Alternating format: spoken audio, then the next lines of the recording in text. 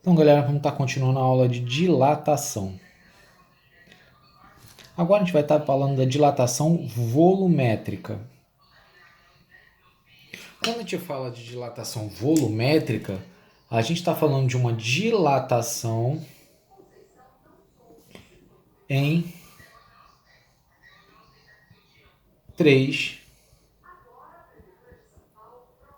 dimensões, tá certo? Então agora a gente está falando de uma dilatação que acontece em três dimensões. É basicamente o que a gente vê na vida real, né?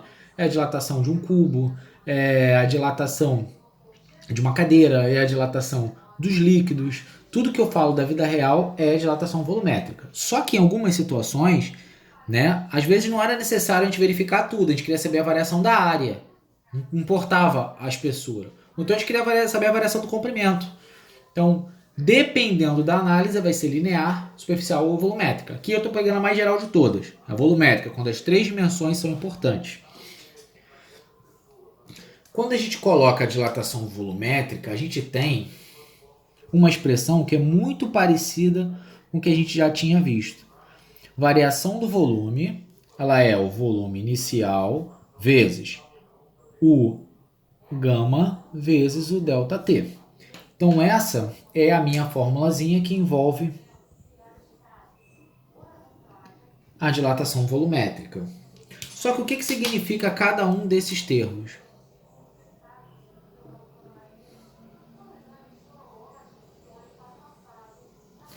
Vamos notar. ΔV, variação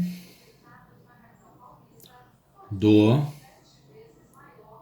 volume, beleza? V0, variação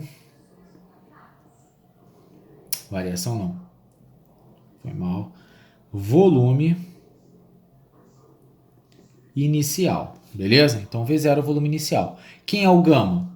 É o coeficiente de dilatação volumétrica, tá certo?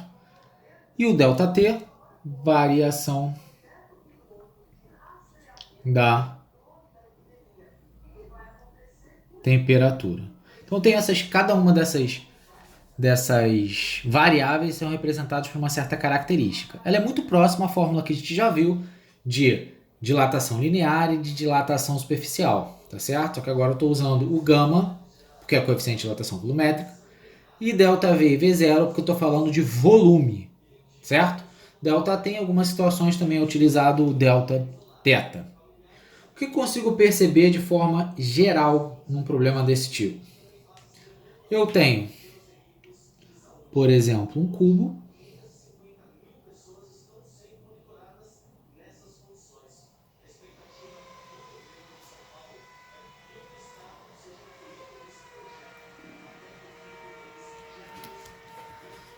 na hora que ele passa por um aquecimento, aumentou a temperatura, esse cubo ele tende a crescer.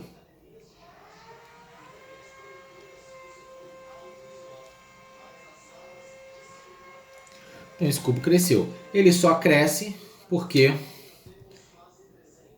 você passou por uma variação de temperatura maior que zero. Ou seja, você aumentou a temperatura, o cubo cresceu, tá certo? Isso aqui é o que acontece basicamente quando eu falo de dilatação volumétrica.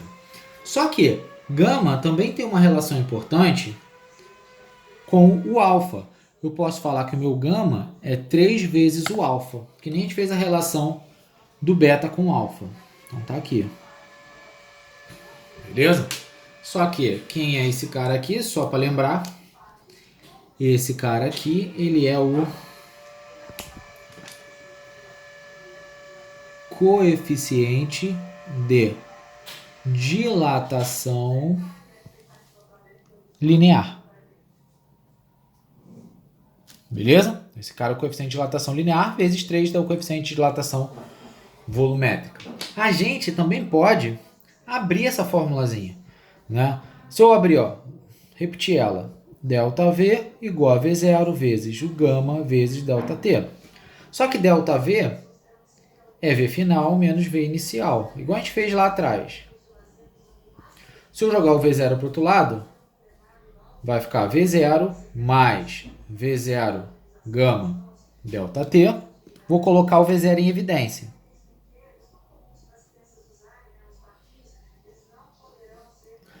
Obtive outra formulazinha que aparece também no livro, tá certo? Mas só para vocês saberem de onde ela veio. Onde eu relaciono o volume final com direto com os valores de gama e delta T, tá certo? Ou eu posso usar a primeira, achar a variação e somar com o volume inicial. Também daria para fazer sem problema, beleza? Então vamos estar passando, vamos estar avançando na matéria de dilatação volumétrica.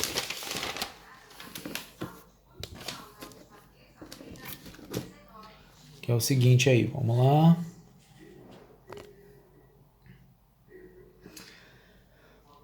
Quando a gente quer, por exemplo, passar